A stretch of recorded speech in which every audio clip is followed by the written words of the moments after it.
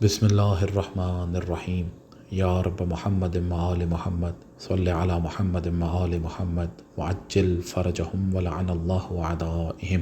امام زمانہ عجل اللہ تعالی فرجہ الشریف علیہ الصلوۃ والسلام ہم سے معرفت کے حوالے سے کیا چاہتے ہیں۔ کتاب مناقب اہل بیت جلد اول اردو ترجمہ میں ایک حدیث معرفت علی اور نورانیت کے عنوان سے بیان ہوئی ہے۔ حضرت ابوذر غفاری علیہ الصلوۃ والسلام نے ایک دن حضرت سلمان محمدی علیہ الصلوۃ والسلام سے سوال کیا کہ امیر المؤمنین علیہ الصلوۃ والسلام کی معرفت نورانیت کے ساتھ کیسی ہے؟ دونوں اصحاب امیر المؤمنین علیہ الصلوۃ والسلام اس سوال کا جواب جاننے کے لیے مولا امیر المؤمنین علیہ الصلوۃ والسلام کے پاس تشریف لائے اور اپنا مقصد بیان کیا۔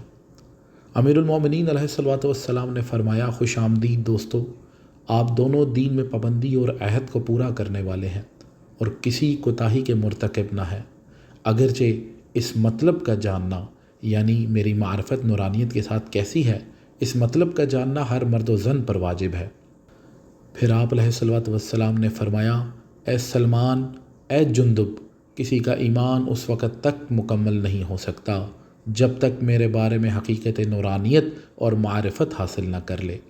جب یہ صفات اپنا لے گا تو وہ ایسے لوگوں میں سے ہو جائے گا جن کے دلوں کا خدا نے امتحان لیا ہوگا اور سینوں کو اسلام کے لیے کھول دیا گیا ہوگا، یا عارف کامل ہو گیا ہوگا، اور جس نے ایسی معرفت حاصل کرنے کے بارے میں کوتاہی کی ہوگی وہ شک اور تردید میں باقی رہے گا۔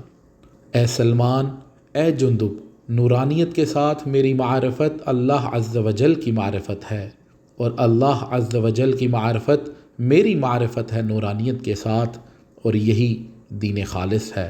وما علینا الا البلاغ، اللہم عجل ولیک الفرج۔